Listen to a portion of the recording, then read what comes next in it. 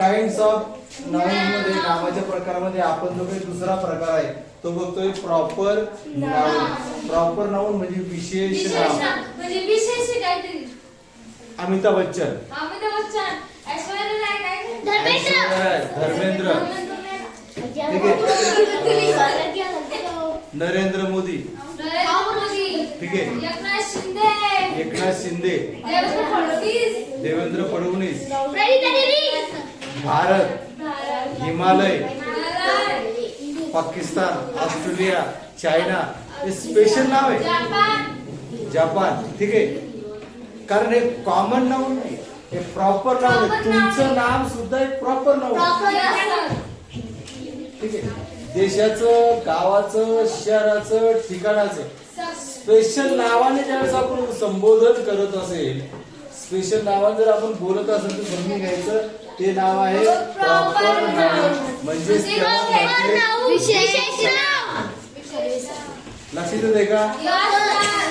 तुम्हाला विचारलं गेलं अरे बाबा विशेष नामाची काही उदाहरणं द्या, मग जनरल नीता, जसं की मुलीचं नाव स्पेशल आहे, सोलोमन हे माणसाचं नाव आहे स्पेशल, ठीक आहे.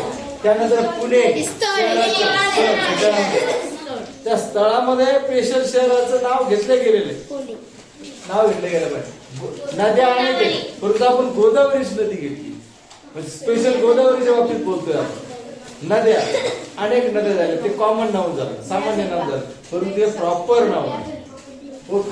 त्यानंतर देशाच्या नावापैकी जसं का आपला भारत देश आहे तसं चायना उदाहरणात घेतलं आपण. चायना, नेपाळ, अमेरिका, चीन घ्या, चायना घ्या, तुम्हाला काय घ्यायचं ते घ्या. मोती, कुत्र्याचं नाव,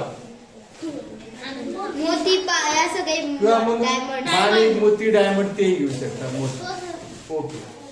याची जी व्याख्या आहे ती मराठीत काय, एखाद्या विशिष्ट व्यक्तीचे, प्राण्याचे किंवा ठिकाणाचे ठेवलेले नाव, त्यासाठी विशेष म्हणजे ठरवलेलं आहे की याला काय, याला तुम्ही खडूच म्हणणार, याला तुम्ही पेनच म्हणणार, बरोबर आहे का याला खडू आणि याला पेन म्हणणार आहे. याला प्रॉपर नाव जे आहे, आपण विशेष नाव जे आहे आपण दिलेलं आहे. लक्षात येते का? ज्याचं नाव घेतल्यानंतर आपल्याला तीच वस्तू दिसते ते प्रॉपर नाव आहे. लक्षात ठेवा, जाणवतंय की तेच आहे. सूर्याकडे बघितलं आपण त्याला सूर्यच म्हणू, चंद्र म्हणणार नाही. तर अशा प्रकारे एखाद्या विशिष्ट व्यक्तीचे, प्राण्याचे किंवा ठिकाणाचे ठेवलेले नाव म्हणजे विशेष नाव होय.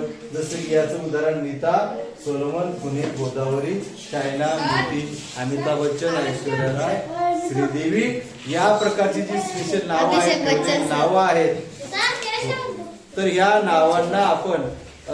नावांना आपण काय म्हणतो असतोय, प्रॉपर नाउन असं म्हणत असतोय.